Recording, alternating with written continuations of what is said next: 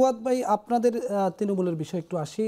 AB পার্টিকে বলা হয়, অনেকেই বলে থাকেন, এটা আমার কথা না, যে এটি জামাতের একটি ভগ্নাংশ দল।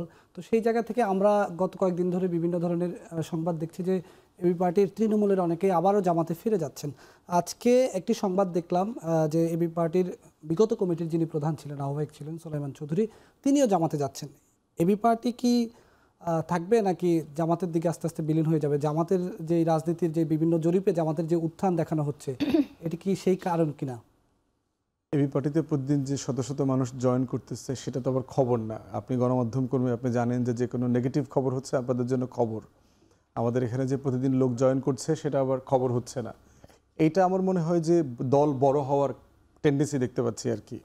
যে দল বড় হওয়ার কালচারে এই যে একটা জিনিস বললো যে তৃণমূলে ঝইঝামেলা হবে, নৈতিকতার মানে স্খলন হবে, লোকজন আসবে যাবে, এটা খুব একটা মানে পেটি বুর্জুয়া টাইপ পলিটিক্যাল প্ল্যাটফর্মের একটা জায়গা আর কি।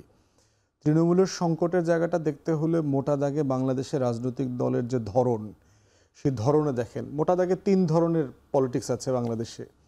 একটা হচ্ছে যে আপনার লেফট পলিটিক্স, সে তার একটা মতাদর্শিক ডক্ট্রিনাল জায়গা আছে, সে সমাজকে একটা ভিন্ন চোখে দেখে, তার একটা নিজস্ব লড়াই আছে, সে দেখে, সে লড়াইয়ের মধ্য দিয়ে সে তার রাজনৈতিক কর্মী তৈরি করে। ডানে হইল যে আপনার ধর্মবিশ্বাস, পরকাল, রাইট রং, নৈতিকতা, এই প্রশ্নগুলো সে তার রাজনৈতিক নেতাকর্মীদেরকে ট্রেন করে অ্যাকর্ডিংলি।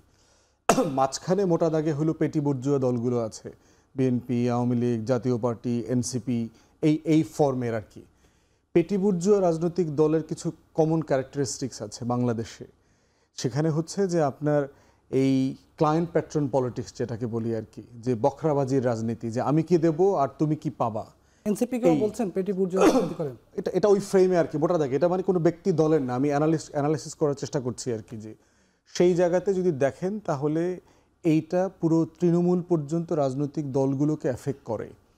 এখন সমাধান কি? সমাধান হচ্ছে যেই বিষয়গুলোকে কেন্দ্র করে এই বখরাবাজির রাজনীতিটা তৈরি হয় সেগুলোকে রাষ্ট্র আকারে অ্যাড্রেস করতে হবে। বিএনপি যেহেতু 31 দফার সংস্কার প্রস্তাবনা দিয়েছে, তারা ক্ষমতায় আসলে এই কাজগুলো করতে হবে। কি কাজ করতে হবে দেখেন, মোটা দাগে এনসিপিরও সামান্য কিছু নেতাকর্মীদের ব্যাপারে এই অভিযোগগুলো আছে। সেটা হচ্ছে যে ঠিকাদারি। আপনি যদি সিম্পলি ধরেন, বাংলাদেশে ঠিকাদার তো লাগবে, বিল্ডিং তো বানাইতে হবে, আপনার ব্রিজ রাস্তাঘাট তো বানাইতে হবে। তাহলে ঠিকাদারকে যদি আপনি পলিটিক্সে যদি বার করে দেন, যে আপনি ঠিকাদারি ব্যবসা করলে এলাকায়, অথবা যে এলাকায় ঠিকাদারি করবেন আপনি ওই জেলাতে পলিটিক্স করতে পারবেন না। আপনি এরকম যদি একটা বার করেন, একটা এথিক্যাল গাইডলাইন তৈরি করেন, তাহলে দেখবেন যে প্রত্যেক থানা কেন্দ্রিক ঠিকাদাররা যারা তৈরি হয় এরা হলো ওই এলাকার সবচেয়ে বড় গুন্ডা। সে ওইখানে ইটের ব্যবসা কন্ট্রোল করে, ভাটার ব্যবসা কন্ট্রোল করে, বালুর ব্যবসা কন্ট্রোল করে, নদীতে বস্তা ফেলবেন কিনা সেই বস্তা কন্ট্রোল করতেছে, তারপরে হচ্ছে ওই যে বুলডোজার মেশিনের ব্যবসা কন্ট্রোল করতেছে, এবং ওই যে প্রশাসন কেন্দ্রিক, স্থানীয় প্রশাসন কেন্দ্রিক যে নেটওয়ার্ক আছে এটা সে নিয়ন্ত্রণ করে।